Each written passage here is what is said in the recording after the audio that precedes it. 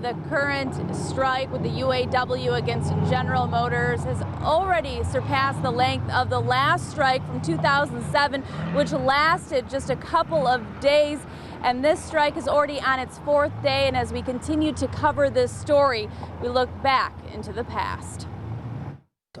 Yeah, so what's really unique about today is that here we stand in front of this memorial that started this all. It's the Sit-Down Strike Memorial, a monument dedicated to the legacy of local auto workers. Steve Dawes, the assistant director of Region 1D, says back in 1936 to 37, workers locked themselves in the plant for 44 days until General Motors gave in to their demands. Dawes says it's a common thread today. About dignity in the workplace and about fairness in the workplace.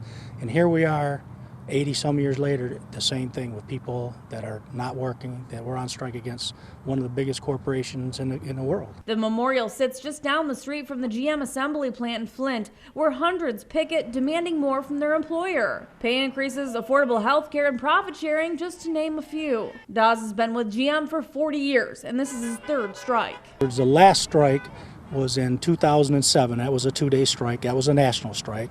And then the strike prior to that was 1998, and that was a 57-day strike. Dawes says a strike in 2007 was over the same things workers want today, better benefits, and says the strike in 1998 was a labor dispute strike involving GM and the union.